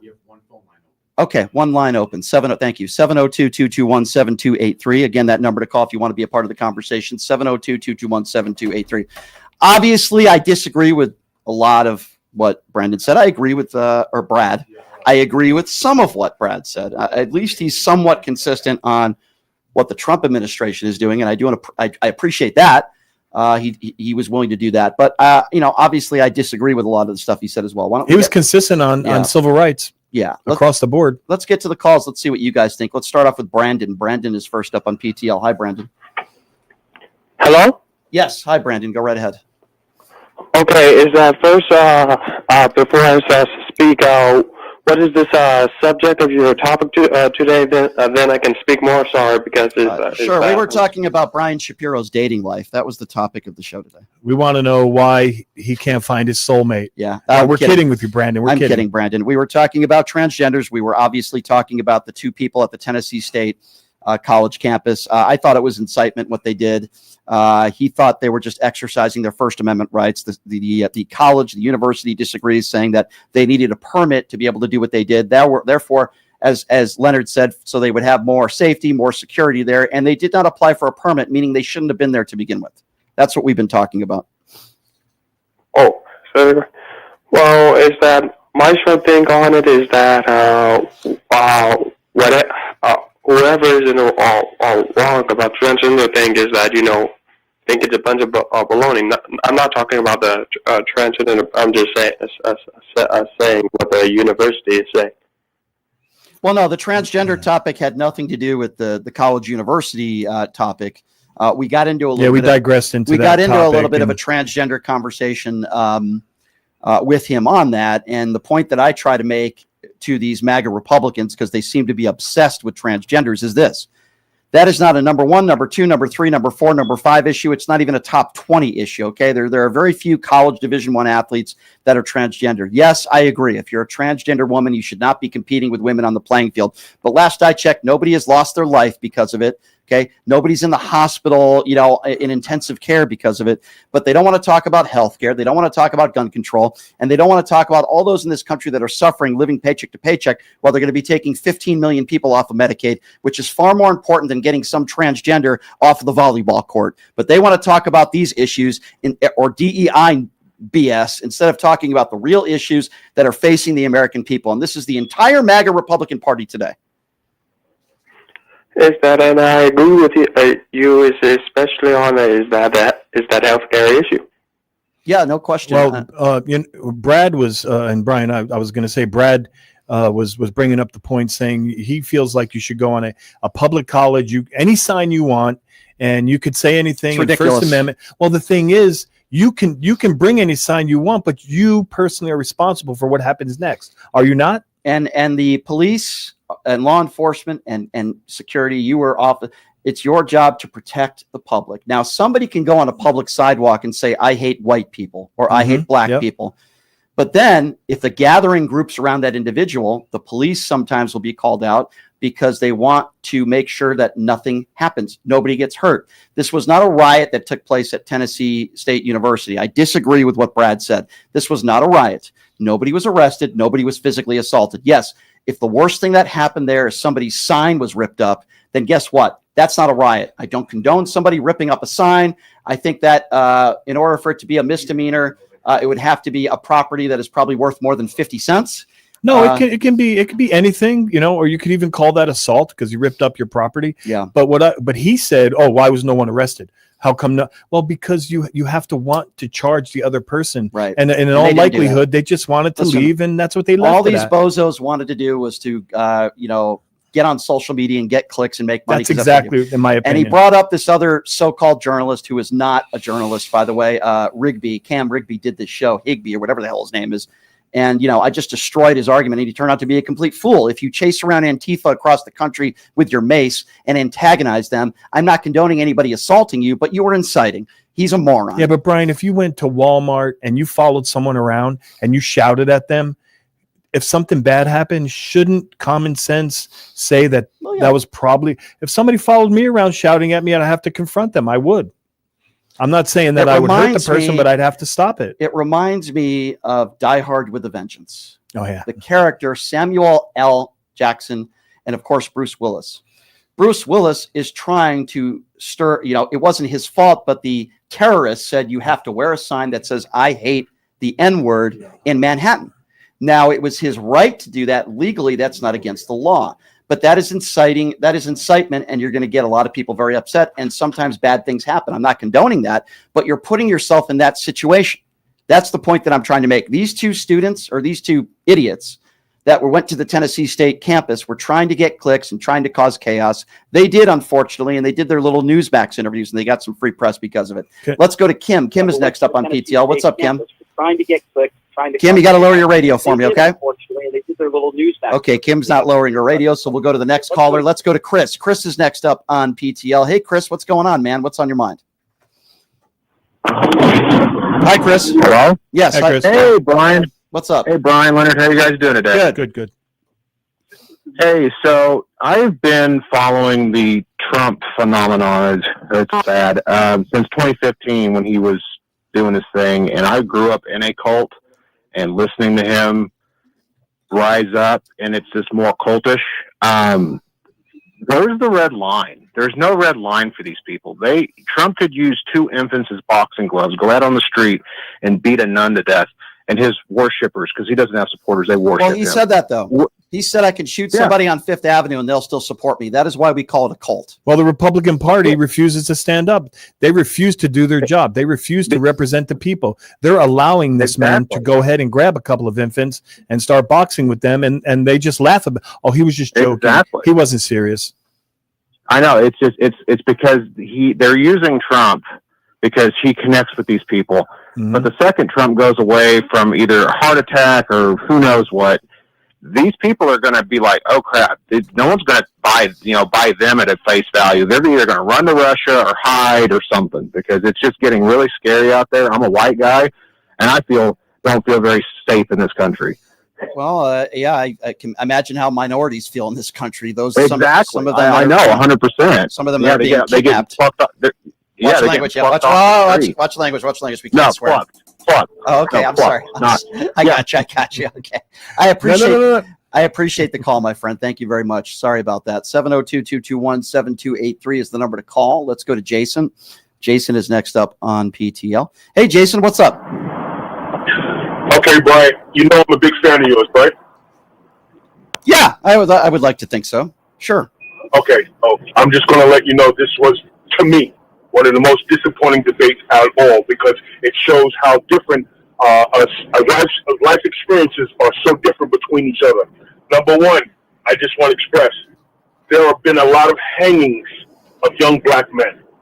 So that's number one. I want you to keep that in your mind. I know that. Number two, hold on, let me finish. I know. I'm just saying I know that. Okay, HBCUs are DEI, because before then we weren't even allowed to go to college. So when he said DEI, all you had to do is say HBCUs are DEI. Well, I made it. I don't know how much more clear I can make it with respect, Jason, than to say I believe when MAGA Republicans use the term DEI hire, it's a code word for calling somebody the N-word. I don't know how. I don't know. I'm not sure how I could make it more clear to you than that. I don't know why you would disagree. It was with a me terrific debate, Brian. Hold on. You're not. Hold on. Hear my perspective, and then you can disagree or agree. I did. But I'm giving you the biggest point of all. The reason why there was so much anarchy on that campus is because, could you imagine? First of all, Dylan Roof went down. The hangers are going around. We're watching what MAGA's doing, and these two come on a black campus to incite. So we're thinking, if they come and create cliques, what's going to happen next? Jason, it could be another. Jason. Hold on. Here's what, Jason, I'm not hanging up on you. I want you to continue to speak, but here's why I'm getting frustrated. Everything you said, I said. I said that they were there for clicks and it could incite violence. Everything that you've said, I've said. So what do you disagree with me on? It was a terrific debate. And what I'm saying is that the kids, the way they acted was out of fear of thinking that— I defended them. No, but I'm saying that he's saying that we're not allowed to protest because they're sitting there. We're looking at them as you trying to bring violence towards us. Okay, but that's the point that Brian was. That's the exact point. The entire debate, I was making that point, and I was defending them, and I said it wasn't a riot, and they had the right to speak their mind, and that was their First Amendment right. Everything you've said, I've said. I don't understand what you disagree with me on. Well, what I'm saying is these kids are fearful of the— I don't doubt that. I don't doubt that. Jason, what do you disagree with me on? That's why they were acting like that, because of fear. Fear was the number one reason. Well, you don't. I mean, you're speculating, and that's a subject. Jason, let me just say something to you, please. Give me a minute. That was— I've been here a few months, and I've been here for a couple of debates, and in my opinion, that was one of the best debates that Pushing the Limits has ever had, because we had a person who was completely on the opposite, and during the discussion, we found some common ground. Do you not think that's a good debate? No, I don't think that was a great part about it. But I'm talking about that those two are going to keep going to HBCUs, and that guy's giving carte blanche to try to incite some kind of violence. So he was in the wrong.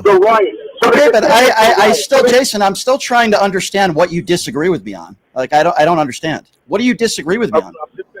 Or what I was disagreeing was that I didn't see the point of the emergency that we feel, that there's a fear that they're trying to attack us. Well, let me respond to that. I somewhat hold on, Jason. Hold on, Jason. Hold on, Jason. Hang on. Okay. This is where we might disagree a little bit. I somewhat disagree with you on that. Here's why. You have hundreds of black students there. You have two geeky-looking white guys there. I don't personally believe, and again, this is just my opinion. I could be wrong. We both don't know for sure. I don't believe that those hundreds of black students felt scared as much as offended. I don't think they were scared that two geeky-looking white dudes. They were pissed. I think they were angry, Jason. I don't think they were scared. You know who was scared? Black police officers on January 6th. They were scared. I don't think hundreds of black students and two geeky-looking white guys wearing MAGA hats scared them. So I respectfully disagree with you. Okay, I understand what you're saying, but I'm looking at the bigger picture right then and there. Just think about it. If you're in a place where all you see is white people all day long, and then all of a sudden two black people on, that alerts you. That puts your mind on something different. Oh, what's going on? And then you see police come, campus police on. So now you're thinking, okay. I understand what you're saying. He's talking about them walking around in fear, but that was not the case. Okay, that was not the case, Jason. Jason, I appreciate your call. I don't necessarily think we disagree on anything. All the points you made, am I wrong? I was making those same points in the debate, but no, I disagree with you. When you have 200 or 300 or 400 black students and two geeky-looking white guys wearing MAGA hats, I don't believe any of those black students were scared. I think they were angry and rightfully so. They chased them off. They ripped up their sign and they chased them off. I don't think it was out of fear. No, they weren't scared, I don't believe, Jason. I disagree with you on that. I think we agree on everything else, so I don't know why you're angry at me. I don't know why. I mean, I'm defending the students. I'm going after these two idiots that were wearing the MAGA hats that were clearly inciting. They didn't ask for a permit. I mean, I agree with you. I don't well, he led with he didn't like the debate, which I completely disagree. I would admit if something was off or didn't go right. He's entitled to his opinion, but it's not going to stop me from doing what I do. Let's go to Patrick. Patrick is next up on PTL. What's up, Patrick? Hi, Patrick. How you doing, guys? What's up? Yeah, Patrick. You know, great stuff. Yeah, you know, it's nice to see common ground. It really is. You know, there's so much of this debate that's just so one-sided. But you know, growing up in North Idaho, we had our big rallies up here in the late '80s, all the way through the '90s. and we'd have our annual event up here, right, where the bootsteppers would have their parade. Yep. They would sue the city for not giving them permits when they filled out their permit structures wrong, because the main thing that you have to have when you have a big rally is porta potties and security. Correct. Right? I don't know about the porta potties, but definitely the security. Oh, for sure. It has to get pretty big before porta potties. Sanitation is. Listen, I dealt with this 2 weeks ago. If you guys remember, I tried to make this point. I'm part of the UNF America tour. 15 of us traveled to Colorado State. We had to get a permit. And by the way, the Turning Point people were actually on our side. They said, yeah, give them the permit. And Colorado State gave us the permit. The permits are for everyone's safety. Yeah, and it's for everyone's safety. And by the way, this is a liberal campus. Colorado State is very liberal, and we still had to get a permit. So what this guy was saying about, well, you shouldn't have to ask for a permit. And they weren't down there just chit-chatting with people and going in, which you can do. You can go talk to students, but that is not what they were doing. They were holding provocative signs and should have expected something to happen. And what we as citizens have the right to do is to counter protest. We have the right to go down when we have bootsteppers in the park and tell them, hey, you know what? Go somewhere else. Go back under the rock from which you came. Okay, we don't accept that in this community. Okay, we can't. The tearing of the signs. Okay, sorry. Listen, whatever. I don't listen to me. Let me tell you something. I don't condone ripping up a sign. But I'll tell you this, I understand. I understand why those students were angry when you have two MAGA idiots showing up there without a permit. And make no mistake about it, I'm going to repeat what I just said. And for those of you MAGA morons out there that disagree with me, you have the right to do that. They can be mad. But let me tell you something. DEI hire, to me, is the MAGA code word for calling somebody the N-word. I really, truly believe that. And if you really want to talk about DEI hires, as I mentioned, it's 90% of the Trump administration. You show up on a predominantly black campus with a DEI sign, that's the kind of reaction you're going to get. And by the way, I'm going to commend a lot of those students as well. Nobody physically assaulted anybody.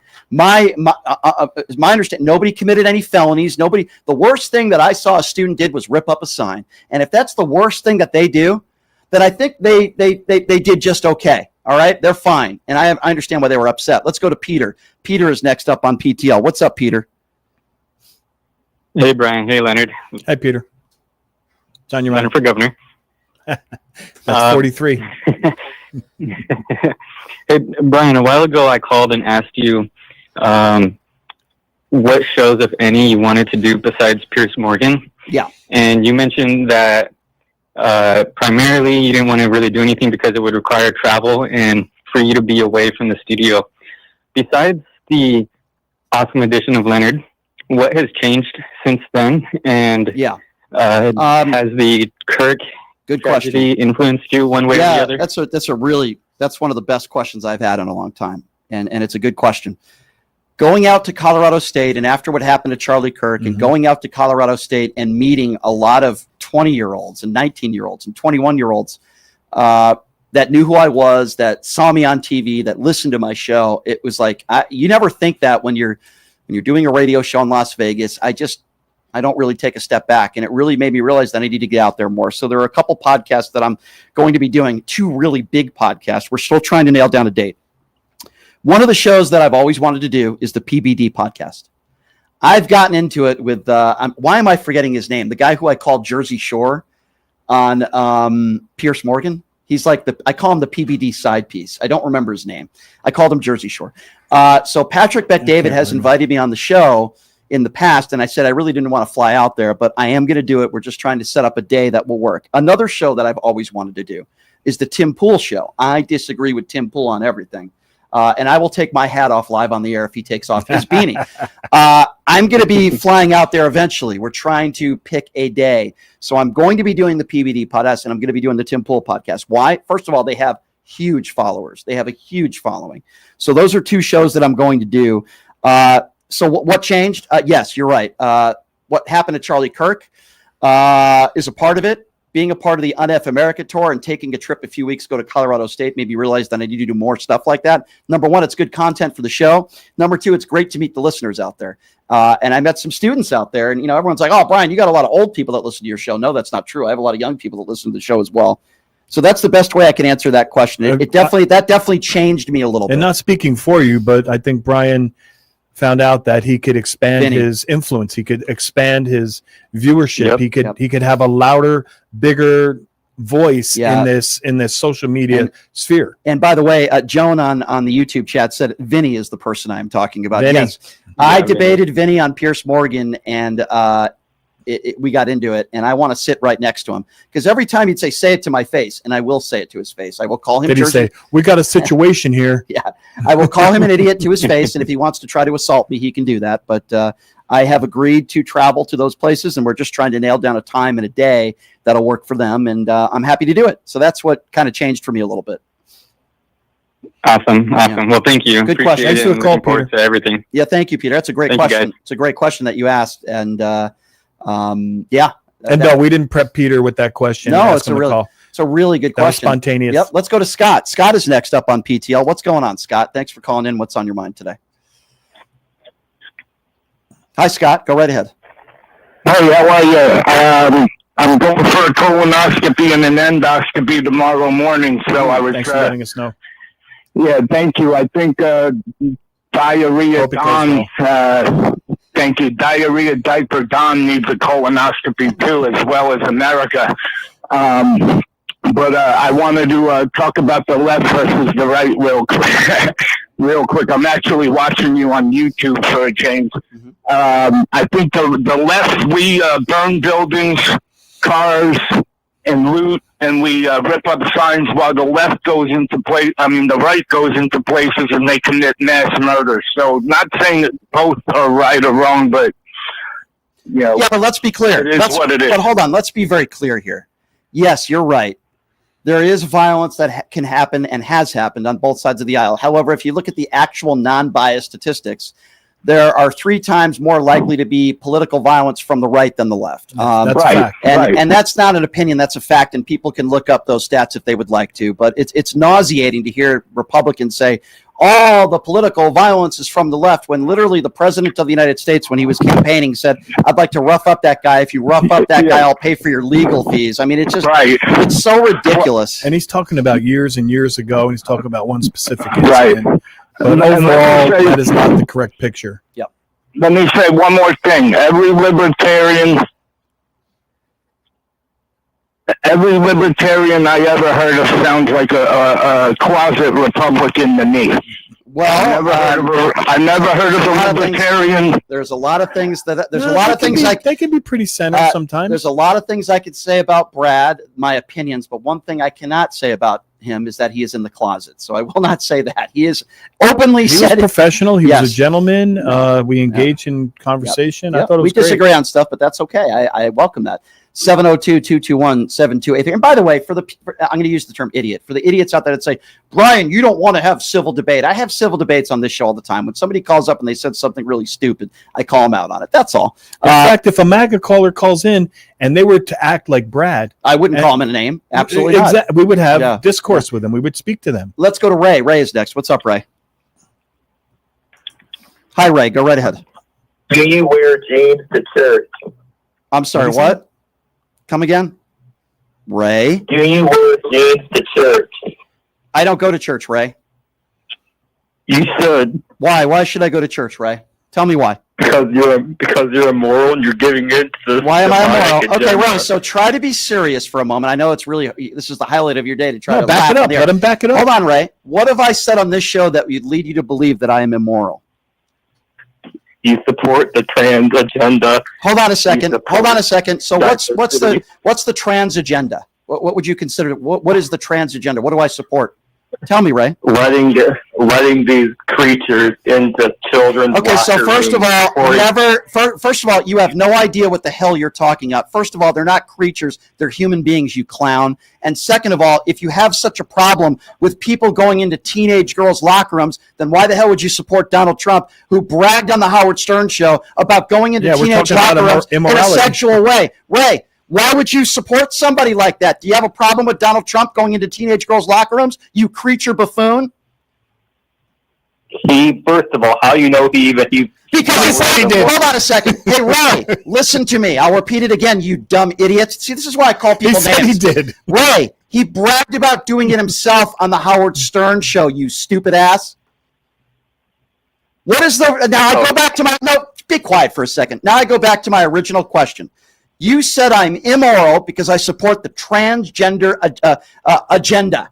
What is the agenda? And by the way, the agenda is not anybody to go into anybody's locker rooms, okay? So I don't agree with that, okay? So you're wrong about that. I don't believe that if you're a transgender woman or identify as a transgender woman, that you should be allowed to go into a locker room with other women. So you're wrong about that. So I ask you once again, why am I immoral? And what have I said on this show that's immoral? You failed miserably in that attempt. By the way, you're the one that talks about morals and you support the adjudicated sexual abuser. But go ahead. What else have I said on this show that's immoral? You haven't made one point yet. Go ahead. Well, there's a guy yesterday who told you, he says before you to go to confession. I agree with him. I don't go to church and I'm not a religious person. And just because you're not a religious person, just because that's your opinion, you bozo. Hold on a second. Just because I don't go to church or just because I don't go to confession doesn't mean I'm an immoral person, you dumbass. You call into the show and you say you could only be moral if you go to church. That makes you an idiot. You're an idiot. So I ask again, give me a reason why I'm immoral. Just because I don't go to church or I'm not religious. There's a lot of atheists out there. It doesn't mean they're immoral,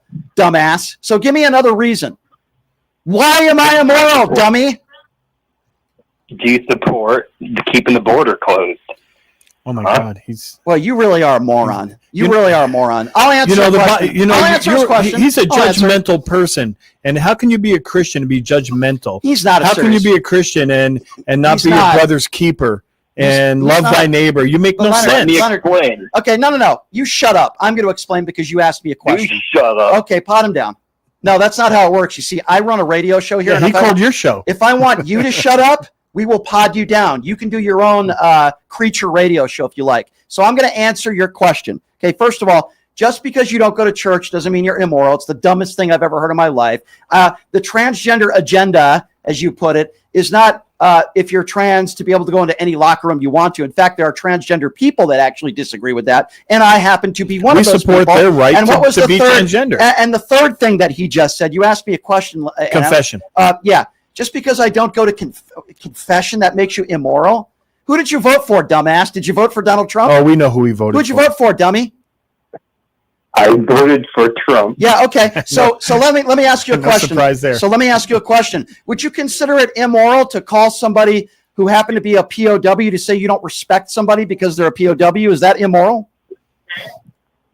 It's off balance. Oh, it's off balance, but it's not immoral. Is it immoral for someone to attack Gold Star families? Is it immoral for someone to attack women on looks? Is it immoral for someone to dodge the military multiple times? Is it immoral to not want black people to live in your places, apartments that you own in New York City? Huh? Is it immoral to lie about the 2020 election? Is it immoral to have unprotected sex with a porn star a week after Melania has Barron? Is it immoral to cheat on every single woman that you've ever had in your life? Is it immoral to worship an immoral person? That's a good question. That's an easy one to answer. Yeah, you're immoral. But all those questions that I just asked, would you say that stuff is immoral? Is it? Yes or no? Did Donald Trump Don't answer the question with a question. Answer the question, you dope. Can you worship an immoral person? If you're a Christian. That's why he goes to confession so he can improve. He does not go. Yeah, but Ray, you're not now serious. you're qualifying. You don't know. Hold on a second. So Ray, you're obviously not a serious person. No, he's just throwing around. The highlight of your day was to call into the show and get your rocks off. Exactly. By the way, that's the noise. That's the noise that another shady MAGA. I'm done. Pot him down. Ray, that sounded like you just pleasured yourself to me, and that's the sound that he makes when he climaxes to my poster every night before he goes to sleep. Ray, you're not a serious person. You're just a creature. You're a MAGA creature. Yeah, it's Thank shady you for the MAGA call. would made no sense. Let's go to Nicole. Nicole is next up on PTL. What's up, Nicole? Hey, Brian. What's going on? Hey, I just had some comments to say about that officer moron sitting between you and Leonard. I don't agree. It seems as though he's trying to make a false comparison between having a riot and someone ripping up paper from being antagonized. I don't agree. I mean, there were no rubber bullets flying. Okay, no one's trash can set on fire. No cops were hit with a brick. I don't know what the hell he's talking about, but I get it. You know, it's tearing up a sign may not be the classy thing to do. I get it. You lose your emotions. But guess what? If I had to choose between my sign being tore up or hit in the face, guess what? Tear up my sign. Okay? They went there and antagonized the college, and you seem to have more of a problem with the response than the antagonist. Listen, guys have more of a problem with somebody ripping up a sign than those who beat police officers on January 6th. I guarantee you he wasn't all over the place on radio shows, complaining that Donald Trump pardoned those people, but he's more up in arms when a bunch of black people don't want two MAGA idiots at their university. I mean, it's a joke. This comes down to race. That's really what it comes down to. She was right. He conflated a bunch of issues. He went from very serious to not so serious and kind of lumped them all together. It's ridiculous. I mean, who the hell is he to say how we should respond to something negative? Quite frankly, okay, I think that he's a closet racist. That's what I think. I think he's a disingenuous closet racist. That's what I think he is. Well, the First Amendment allows you to have your opinion. Yeah, I mean, you might be right, my dear. I'm not saying necessarily you're wrong. We'll let the listeners decide. Let's go to Andrew. Andrew is next up on PTL. What's up, Andrew? Hey, Brian. How you doing today? Good. So I had because you and I are like-minded, and I have a question to ask you. Okay. So you know how the shortest government shutdown, I think, was 35 days? Yep. So do you think this is going to be a long period? Because I think it's going to be all the way to at least beginning of November is when we're actually going to come to deals, or the beginning of December. I think you're right. I tend to agree with you. I don't think this is going to end anytime soon. This is exactly what Donald Trump wanted. He wanted to fire a bunch of people with no accountability. It's a perfect place for him to do so. I don't think, luckily, I don't think the Democrats are going to give in, and I don't think they should.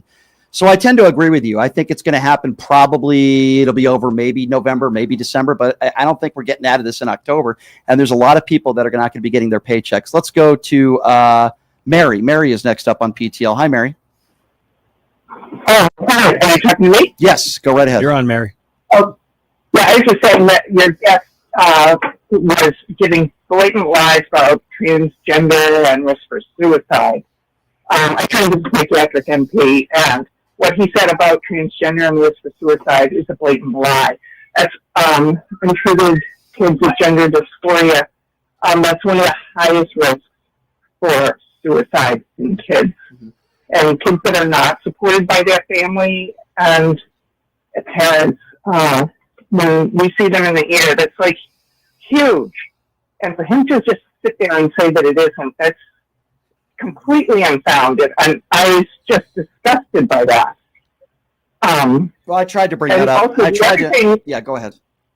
But the other thing, too, is that the cause, having kids forestall puberty doesn't mean that they won't have puberty if, in fact, they do decide to go forward with it. Yeah, that's a good point. And I'm dealing with changes of puberty. If it does happen for a kid that truly is transgender, is much harder. So the American Psychiatric Association has done a ton of studies and research on transgender and the effects on puberty. They've come out with that's why we're up against the clock, Mary. I'm sorry to cut you off there, but Mary, that's why I brought that up, because there's a lot of children out there, sadly, that have ended their own lives because of gender dysphoria. But MAGA Republicans don't want to talk about that. And by the way, there are studies that show that with these children, it's not true that the suicide rate, there's no evidence to prove that if you have transgender surgery, you're less likely to take your own life. That was a mischaracterization of the facts that that Brad brought up. So I'm glad you shared that with us. Dolores is next up on PTL. Hey, Dolores, thanks for calling in. What's on your mind? Hi, Dolores. Go right ahead. Hi, Dolores. It's me. Yep, go right ahead. Yeah, I want to touch up on that DEI that's going around real strong. I worked at Mountain Bell from 71 to 77, At one time during that time I was there, I was called into the office. I'm a Chicana from Arizona, and they asked me if I knew any other Mexicans or blacks that would be interested in working because they were ready to get fined or something. Because back in the day when DEI started, or even before then, you are supposed to hire so much of so many different types, diverse people, okay? Right. And they weren't doing that. They weren't doing that. When they went to check, they saw, oh my God, you guys are way behind, along with 100 other corporations. Yeah. So they specified they were only hiring minority people, no matter who it was. I don't know how it went because they never did tell me anything. I don't know. But DEI was mainly, I'm going to tell you this, it was mainly for 50% of the white women to get in there and 50% of the others to get in there. Yeah, So well, I Trump don't did even away know with it. why. Huh? Trump did away with DEI. That's why he did away with it, so that it wouldn't be fair. Well, it wasn't fair to begin with, and that's why they had to do it, because they weren't hiring. Oh, I don't disagree. I don't disagree with you. I agree completely. And Yeah, I mean, I don't. I'm sorry to cut you off. We are running out of time here, and I want to get to We're in YouTube rapid Super fire. Chat. I don't disagree with you at all, my dear. I'm with you 150%. Dying Breed Garage says, compare Kamala Harris's resume to Trump. She is clearly more accomplished by far. This guy is a clown. Well, obviously, I agree with you there. As far as Kamala Harris being far more accomplished, I agree with you. Immortal Suspects, thank you for your support. Says, thank God we have Leonard there to fact check this guy with the law. Leonard is the perfect compliment to you on your show, Brian. Thank you both. Well, thank you, Immortal. Maybe you did find your soulmate. My friend Darcy Merritt, who is such a sweetheart and such a great friend, says, oh my God, I'm multitasking and had to rewind to listen to this douche. My blood is boiling. I'm behind, but my God, with a straight face and chest out, this disturbing sculpture face is upsetting. I want to jump through my laptop. Don't jump through your laptop, Darcy. I need you as a friend. Please don't do that. What'd you say? Disturbing sculpture face? Yeah, sculpture face. Roland says, would he consider teaching religion in schools, indoctrination? Yeah, that's a really good question. I would say yes. Kim says, doctors make decisions along with parents. Psychiatric doctors, age can vary. I agree with you, Kim, 150% totally on that one as well. Lori says, Michael Fanone had Jolly on his show, and he said that once Trump is gone, the Heritage Foundation will still be around to harm us. Be aware of it. I like Jolly. He's awesome. We got to get Jolly on the show, by the way. I didn't know Michael Fanone did a show. He's the officer. I would love to go on with him. And, I was on with Michael Fanone and Don Lemon a few weeks ago. Michael Fanone does not play around. Yeah, he says it straight. No, Fanone's awesome. I did Don Lemon's show with him. And I'd like to get Fanone on the program. Maybe I got to hit up Don. Oh, I would love to talk to him. Yeah. We'd have a lot to talk about. There is. So for those of you that are on hold, we'll get back to some more phone calls tomorrow. I do have all due respect to Leonard. He's a good-looking guy. But guess who's co-hosting with me tomorrow? Nicole? Yeah, Nicole Mitchell. She's in town again, and I am happy to lose to Nicole. She just can't get enough of me. So she's so smart. She's awesome. So she's gonna be co-hosting with me tomorrow. She'll be in the hot seat. She'll be in your chair. I believe the Mooch, Anthony Scaramucci, is going to be joining us on the show tomorrow. So as everybody knows, this is an independently owned radio show. What does that mean? It means I don't have a boss. It means I'm my own boss. It means we rely on people like you to help support what we are doing. So what can you do to help support us besides the YouTube Super Chat? You'll see the screen in the upper left-hand corner if you're watching on YouTube. That takes you straight to my website, which is pushingthelimits.live. You can make monthly donations on there, $5, $10, $20 a month, whatever you can afford, we greatly appreciate. We also sell PTL merchandise on there, mugs, beanies, not Tim Pool beanies. We don't sell those. Shirts, hats, you name it, we sell them on there. That would be fun, by the way. I'm going to tell Tim on his show. You should have a see-through. Yeah, I'm going to tell Tim, I'll take off my hat if you take off yours. He won't do it. I'll ask him. But anyway, check us out there, pushingthelimits.live. It's an ever so growing show. And we have such a great community of people. You know, Adam Mockler, we interviewed Adam Mockler yesterday. That was great. He put a lot of clips online. The Mooch. We've had Joe Walsh on the show this week. We're very lucky. We have some very great people that join this show on a regular basis. And I'm really Really appreciative. Scaramucci's big. I'll be watching. Yeah. Also, Jackson's Bar and Grill. They're a great sponsor of this radio show. And here's what's great. I went to the Vegas Golden Knights game yesterday. It's still preseason, but during the regular season, they have this pass the puck contest where if you hit a 4 of a kind and before you get a puck, and then if by the end of the period, if you're the only one with the puck, you win free slot play. So it's kind of a cool game they got going there. It's a great place to watch a Vegas Golden Knights game. Great food, great atmosphere. We got to get over there one night for that. Yes, it's a lot of fun. Jackson's Bar and Grill, located at Flamingo and Jones. Leonard, it's been fun. It was great. Great week. I will catch you up on the show next Tuesday, right? You'll be here, and we'll do it all over again. Leonard, good to see you. Thanks for having me. Thanks for being here, of course. And thank you all for being here as well. Numchuck, great job. Lots of compliments in the live chat. Don't give him too much. Well, they were credit. in the live chat. There was nothing but compliments. I'm just kidding. Numchuck does a good job. Thank you, everybody, for joining us. We will see you tomorrow with the beautiful and lovely Nicole Mitchell. Same time, same place. Thanks for joining us, everybody. Have a wonderful Have a good day. week. Hey, everybody, are you struggling to find a pizza place that reminds you of Brooklyn? That true blue New York style pie? Well, worry no more. Stallone's Italian Eatery Pizza is a